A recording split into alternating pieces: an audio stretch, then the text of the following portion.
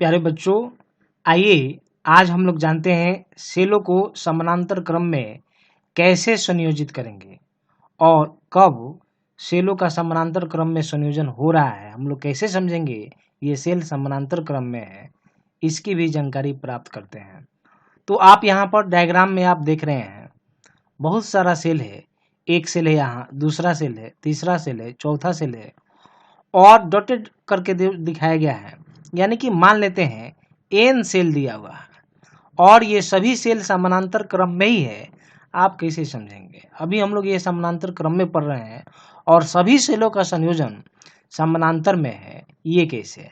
तो देखिए, पहला वाला सबसे ऊपर वाला जो सेल है आप देख रहे हैं, ये पॉजिटिव टर्मिनल है और ये नेगेटिव टर्मिनल है। इसका फिर उसके नीचे वाले सेल का ये पॉजिटिव टर्मिनल है और ये नेगेटिव टर्मिनल है। उसी तरह से इधर वाला प्लस माइनस, ये फिर प्लस, ये फिर माइनस। यदि सभी सेलों का पॉजिटिव टर्मिनल एक जगह पर और नेगेटिव टर्मिनल जो है दूसरे जगह से जुड़ा हुआ हो तो हम लोग बोलेंगे सभी सेलों को समानांतर क्रम में संयोजित किया गया है। फिर से, यदि सभी सेलों का पॉजिटिव टर्मिनल देख रहे हैं, इसका पॉजिटिव टर्मिनल, इसका पॉजिटिव टर्मिनल, इसका पॉजिटिव टर्मिनल, सभी सेलों का पॉजिटिव टर्मिनल एक जगह से और सभी सेलों का नेगेटिव टर्मिनल दूसरे जगह से जुड़ा हुआ हो तो सभी सेल समानांतर क्रम में संयोजित किए गए रहते हैं। तो हम लोग ये जान गए कि कैसे समझेंगे कि सेल समानांतर क्रम में ही संयोजित किया गया है। तो अब देखिए, इसका दो केस है।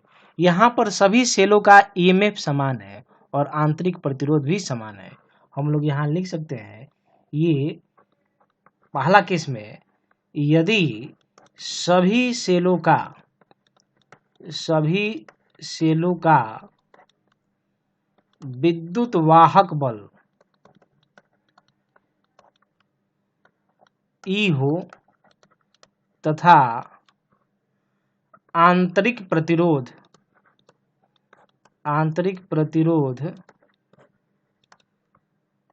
R हो तो सबका एक समान विद्युत वाहक E है और आंतरिक प्रतिरोध R है।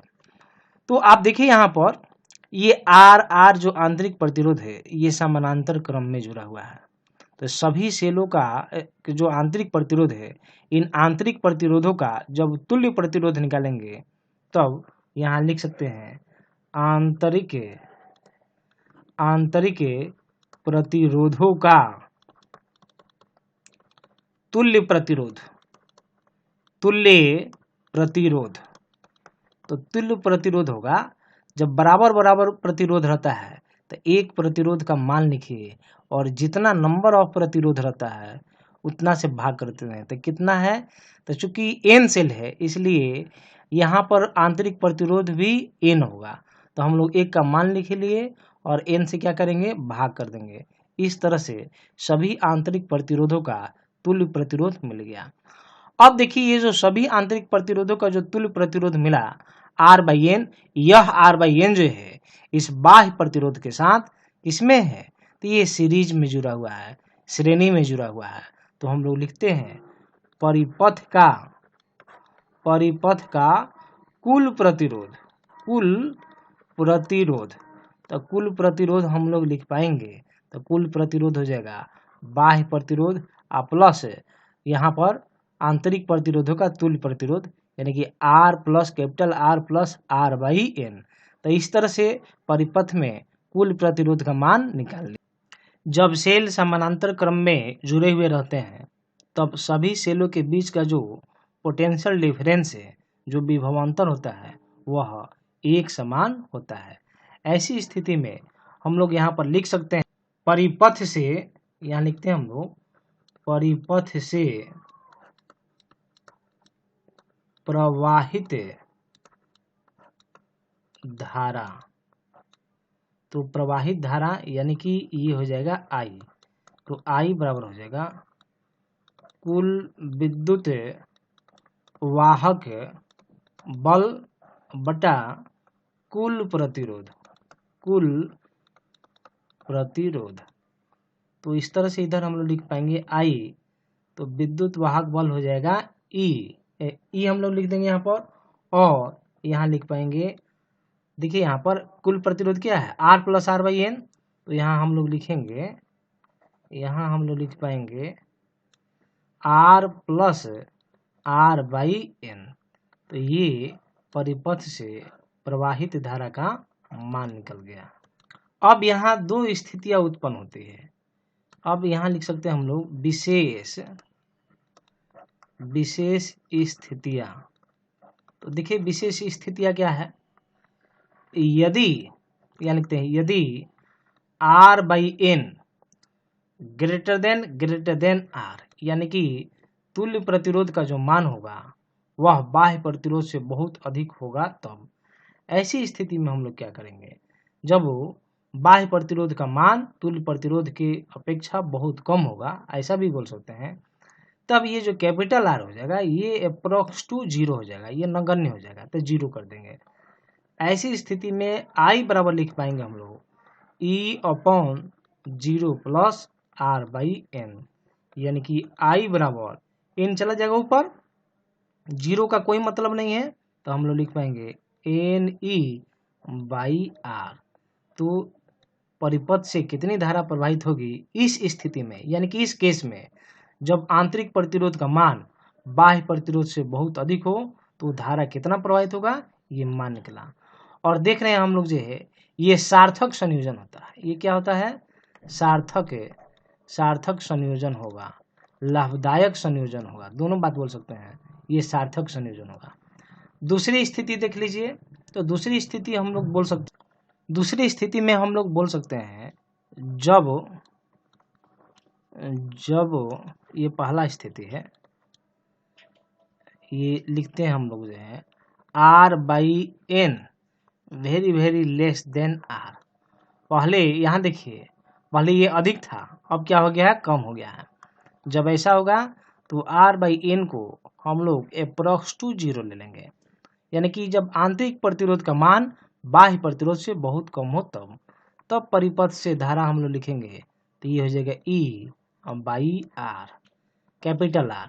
ये क्या हो जाएगा, निरर्थक संयोजन होगा, निरर्थक संयोजन, यानी कि लाभदायक नहीं होगा, लाभदायक नहीं होगा। कब लाभदायक नहीं होगा, जब बाह्य प्रतिरोध का मान आंतरिक प्रतिरोधों से बहुत अधिक हो, तब संयोजन निरर्थक होगा, बेकार होगा, कोई लाभ नहीं होगा। ऐसा इसलिए क्योंकि आप 10 सेल जोड़िए, 50 सेल जोड़िए, हम लोग को एक ही सेल से धारा मिलेगा। और जब आंतरिक प्रतिरोध का मान बाह्य प्रतिरोध से बहुत अधिक हो तब सभी सेलों से धारा की प्राप्ति होगी।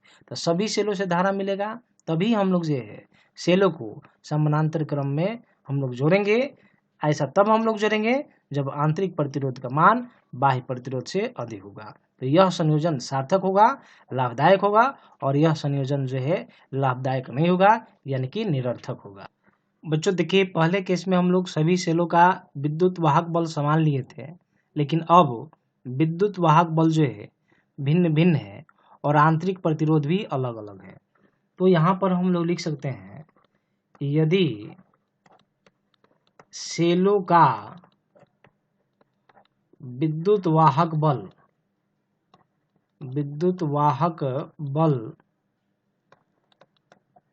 E1 और E2 हो एवं इनके आंतरिक प्रतिरोध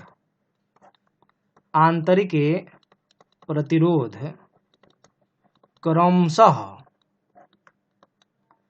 R1 एवं R2 हो तब, और ये तो समानांतर क्रम में है ही। तो अब देखिए क्या स्थितियां होंगी। देखिए इस सेल से हम लोग मान लेते हैं धारा I1 प्रवाहित हो रहा है और दूसरे वाले सेल से जो है I2 धारा प्रवाहित हो रही है। तो ये देखिए इस, यानी कि इस सेल का जो विभवांतर होगा टर्मिनल विभवांतर, और इस सेल का जो टर्मिनल विभवांतर होगा, दोनों का टर्मिनल विभवांतर समान होगा। समानांतर क्रम में जब सेल जुड़े हुए रहते हैं तब टर्मिनल जो विभवांतर होता है, यानी कि जो पोटेंशियल डिफरेंस हम लोग का होता है, वो इक्वल होता है। यानी कि E1 और लिख सकते हैं E1 और E2 के लिए टर्मिनल विभवांतर समान होंगे। तो देखिए E1 के लिए लिख सकते हैं, तो लिखते हैं E1 के लिए समीकरण लिखा जाए। तो देखिए क्या समीकरण लिखेंगे हम लोग यह पढ़े हैं V बराबर E माइनस, ये देखिए एक फॉर्मूला हम लोग पढ़े हैं V बराबर E माइनस IR, ये जनरल फार्मूला है। इसी फार्मूला के बेसिस पर यहाँ पर काम करेंगे। तो चूंकि टर्मिनल विभवांतर समान होंगे इसलिए V1 V2 लिखने की आवश्यकता नहीं है, केवल V लिखेंगे। तो V लिख दिए, और ये जो E है E की जगह लिखेंगे E1, क्योंकि E1 के लिए हम लोग काम कर रहे हैं माइनस, इससे धारा कितना मिल रहा है I1, यहाँ लिखेंगे I1, और यहाँ पर R है आंतरिक प्रतिरोध, तो पहले वाले सेल का आंतरिक प्रतिरोध R1 है, तो यहाँ दे देंगे हम लोग R1। अब यहाँ से हम लोग जो है ये I1 का मान निकाल सकते हैं।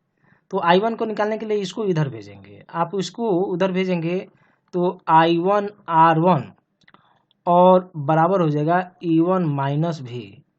इस तरह से I1 बराबर लिखेंगे तो E1 माइनस V अब बाई क्या हो जाएगा R1, यानी कि धारा I1 का मान निकल गया यहाँ पर।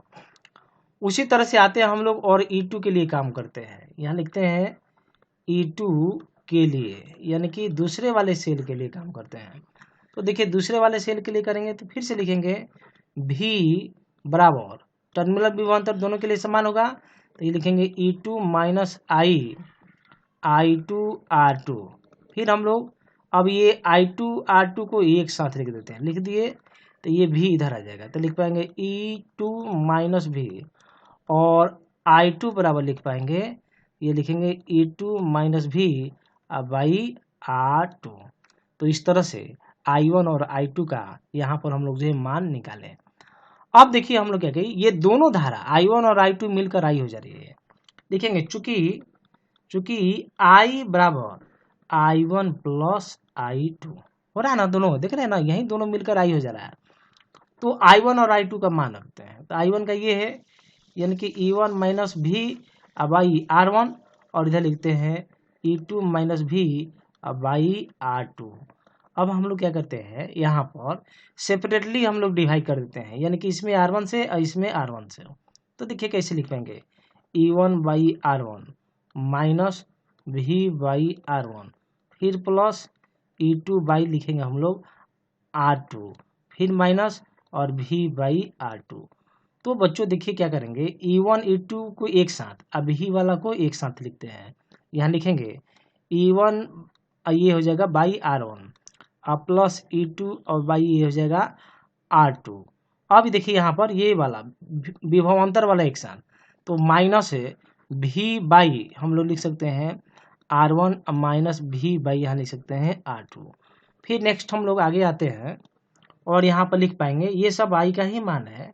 यहाँ लिखेंगे I बराबर, यहाँ देखिए एलसीएम ले लेते हैं R1 और R2 का, आप एलसीएम लीजिएगा तो हम लिख पाएंगे R1 R2, और यहाँ लिखेंगे E1 R2 प्लस और ये हो जाएगा E2 R1, माइनस कॉमन ले लेते हैं। देख रहे हैं यहाँ पर दोनों में माइनस है, माइनस कॉमन ले लिए और भी कॉमन ले लिए, तो हम लोग कॉमन ले लेंगे तो 1 बाई R1 प्लस 1 बाई ये हो जाएगा R2।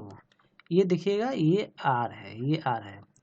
फिर आगे हम लोग बढ़ेंगे और I बराबर हम लोग लिख पाएंगे E1 R2 plus E2 R1 और बाई R1 R2 और माइनस यहाँ पर देखिए हम लोग क्या लिखेंगे, ये भी हो जाएगा और इसका एलसीएम ले लेंगे, एलसीएम ले लेंगे तो ये भी हो जाएगा R1 R2 और यहाँ लिख पाएंगे R2 प्लस R1 और ये हो जाएगा ब्रैकेट क्लोज। अब हम लोग क्या करते हैं, इस भी को आगे ला देते हैं, यहाँ इधर ला देते हैं और I को उधर भेज देते हैं। जब भेजेंगे तो देखिए हम लोग क्या पाएंगे, हम लोग लिख पाएंगे V और ये हो जाएगा R2 प्लस R1 और इधर हो जाएगा R1 R2 और ये I इधर आगे आ जाएगा, तो इधर लिख पाएंगे हम लोग E1 R2 और अपॉन इधर प्लस E2R1 और ये अपॉन हो जाएगा R1R2 और माइनस ये हो जाएगा I। आइए हम लोग अगले पेज में लिखते हैं। अब देखिए ये जो R2 प्लस R1 है और R1 R2 है, ये इसको हम लोग इस तरफ ले जाते हैं, इधर केवल भी रखते हैं। तो जब केवल भी रखेंगे हम लोग तो देखिए लिख पाएंगे हम लोग भी equal to E1R2 plus E2R1, sorry E1R2 है, E1R2 और प्लस है E2R1 और इधर लिखेंगे बाई R1R2 और ये वाला जब इधर जाएगा इसके साथ भी और I के साथ भी, तो ये R1R2 चला जाएगा ऊपर, तो यहाँ मल्टीप्लाई करेंगे R1R2 अपॉन नीचे में हो जाएगा R2 plus R1 minus I है, I के साथ भी देखिए ये R1R2 चला जाएगा ऊपर, तो लिखेंगे R1R2 by R2 plus R1। तो देखिए यहाँ पर R1R2 से ये कैंसिल हो जाएगा, तो भी इक्वल टू लिख पाएंगे E1R2 प्लस E2R1 बाई, ये दिख रहे हैं ये बचेगा हम लोग का, तो यहाँ लिख पाएंगे R2 plus R1 minus I और यहाँ लिख पाएंगे R1R2 upon R2 plus R1। आप इसको R1 प्लस R2 भी बोल सकते हैं। इस तरह से ये हम लोग को विभवांतर की प्राप्ति हो गई, टर्मिनल विभवांतर की प्राप्ति हो गई। हम लोग को निकालना है धारा का मान कैसे निकलेगा। अब जो दो सेल हम लोग लिए थे, अब उन दोनों सेलों को मिलाकर हम लोग एकल सेल में बदलेंगे, तो हम लोग डायग्राम को इस तरह से बना सकते हैं। देखिए ये डायग्राम हम लोग का अब इस तरह से हो जाएगा, ये इस तरह से हम लोग बना सकते हैं। ये E हो जाएगा, ये R हो जाएगा, ये कैपिटल R हो जाएगा और ये पॉइंट आप A दे दीजिए और ये पॉइंट B दे दीजिए और इधर से धारा जाएगा, इधर से धारा, ये I धारा और ये I धारा। तो देखिए अब इसके लिए हम लोग विभवांतर निकालते हैं। तो देखिए विभवांतर लिखेंगे हम लोग जो है टर्मिनल विभवांतर, तो टर्मिनल विभवांतर भी इक्वल टू लिखेंगे E माइनस आई आर। तो आप इसको मान लीजिए इक्वेशन फर्स्ट, इसको मान लीजिए इक्वेशन सेकेंड। लिखते हैं समीकरण 1 और 2 को तुलना करने पर जब आप तुलना कीजिएगा तो कितने भी से भी वाला तुलना हो जाएगा। अब E की जगह ये पूरा आ जाएगा, तो हम लोग लिखेंगे E बराबर हो जाएगा, E का मतलब प्रभावी विद्युत वाहक बल दोनों सेलों का जो E1 और E2 है, तो E इक्वल टू लिखेंगे E1R2 plus E2R1 by R1 plus R2।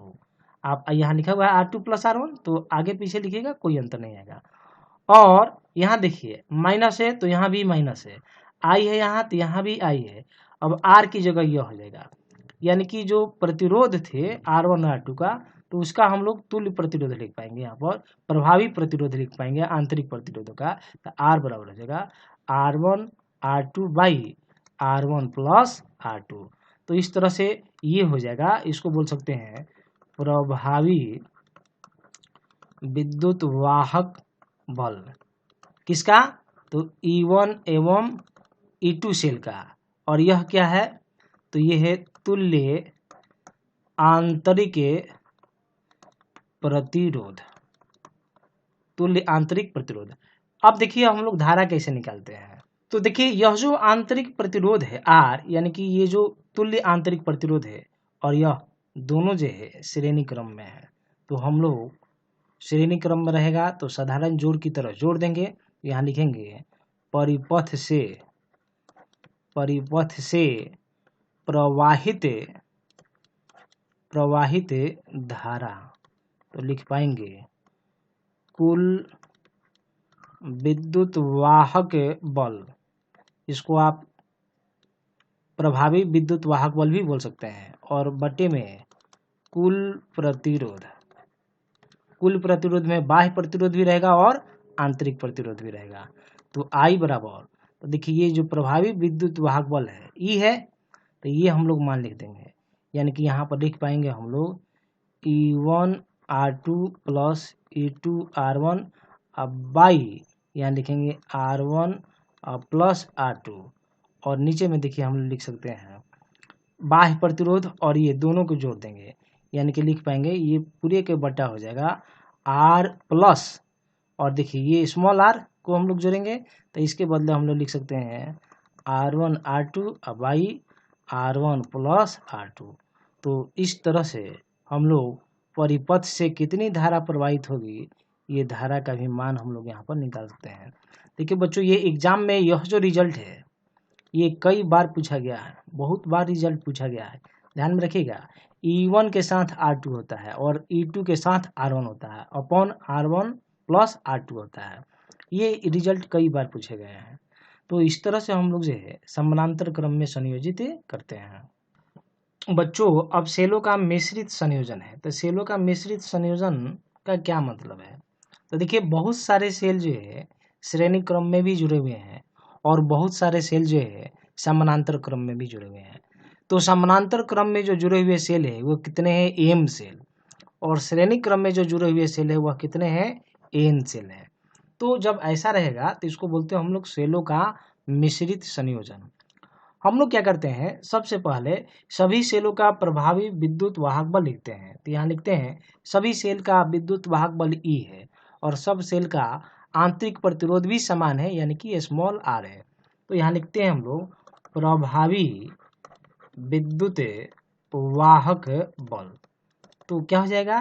तो ये हो जाएगा N और ये हो जाएगा E, यानी कि जितने भी हम लोग का श्रेणी क्रम में जुड़े हुए होंगे सेल सबको साधारण जोड़ की तरह यहाँ पर जोड़ देंगे।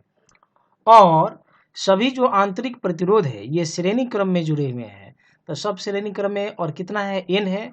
यहाँ लिखते हैं श्रेणी क्रम में जुड़े, यहाँ लिख सकते हैं श्रेणी क्रम में जुड़े सभी सेलों का तुल्य आंतरिक प्रतिरोध, आंतरिक प्रतिरोध जो केवल श्रेणी में जुड़े हैं उसके लिए, तो लिख पाएंगे कितना? तो NR। और परिपथ में सभी सेलों का हम लोग जो है तुल्य आंतरिक प्रतिरोध लेते हैं, जो समानांतर में भी है अब उसका भी ले लेते हैं। यहाँ लिखते हैं कुल तुल्य आंतरिक प्रतिरोध। अब समानांतर वाला को भी मिलाकर तो देखिए NR और ऐसा करके जो है NR कितने सेल है? तो M सेल है और सब बराबर बराबर है। तो हम लोग एक का मान लिख देंगे और जितना हम लोग का सेल रहेगा यानी कि M सेल है उतना से क्या करेंगे हम लोग भाग कर देंगे। तो इस तरह से सभी आंतरिक प्रतिरोधों का यहाँ पर तुल्य प्रतिरोध निकाल दिए और इसको मान लीजिए आप क्या चीज R डैश। और अब हम लोग सभी आंतरिक प्रतिरोधों का तुल्य प्रतिरोध निकालें R डैश। यह R डैश इस R के साथ क्या होगा? श्रेणी में होगा। लिखेंगे चूंकि R डैश और R श्रेणी में है अतः परिपथ का कुल प्रतिरोध, तो परिपथ का कुल प्रतिरोध लिखेंगे तो लिखेंगे R प्लस R डैश, या लिख सकते हैं R प्लस और ये वाला वैल्यू यानी कि NR बाई M। तो हम लोग परिपथ का कुल प्रतिरोध भी निकाल लिए और कुल विद्युत वाहक बल भी निकाल लिए। तो हम लोग लिख सकते हैं परिपथ से प्रवाहित धारा, मान लीजिए आप I, तो I बराबर हो जाएगा। तो देखिए प्रभावी विद्युत वाहक बल क्या है? NE है। यहाँ लिख सकते हैं हम लोग जो है NE बाई, यहाँ पर देखिए कुल प्रतिरोध यह है तो लिख सकते हैं R plus NR by M। इसको सिंप्लीफाई भी करेंगे तो NE upon MR plus NR और यह M चला जाएगा ऊपर की तरफ तो लिख सकते हैं हम लोग जो MNR। इस तरह से I बराबर हम लोग लिख सकते हैं MNE by MR plus NR। तो ये मान हम लोग का निकल गया परिपथ से प्रवाहित होने वाली धारा का मान। अब यह धारा का मान कब मैक्सिमम होगा, कब अधिकतम होगा, इसके लिए भी शर्त होती है। आइए यह शर्त भी हम लोग प्राप्त करते हैं, क्योंकि वह शर्त जो है कॉम्पिटिटिव एग्जाम में जो है पूछे जाते हैं, तो हम लोग उसको ध्यान में रखना पड़ता है। बच्चों, हम लोग धारा का मान मिश्रित संयोजन में यह निकाले थे, I बराबर MNE upon by MR plus NR, या आप उसी फॉर्मूला को हम लोग इस तरह से भी लिख सकते हैं। तो देखिए, धारा का मान अधिकतम लेना है, तो धारा का मान अधिकतम तब होगा जब नीचे वाला हिस्सा हमारा कम होगा। किसी चीज में कम से भाग देंगे तो जाहिर सा बात है मान अधिकतम होगा। तो हम लोग को इसका मान यानी कि MR प्लस NR का मान कम से कम लेना है। यह मान कम से कम होगा तो Y का मान अधिक से अधिक आएगा। इसलिए हम लोग यहाँ पर लिखे हैं MR प्लस NR का मान क्या होना चाहिए, न्यूनतम होना चाहिए, कम से कम होना चाहिए। हम लोग क्या किए हैं, MR प्लस NR, इसी को हम लोग क्या किए हैं, रूट लगा दिए और स्क्वायर कर दिए, यहाँ पर भी किए हैं। जब इसको हम लोग कैलकुलेट करेंगे तो हम लोग को अल्टीमेटली यही मिलेगा, यानी कि MR प्लस NR ही मिलेगा।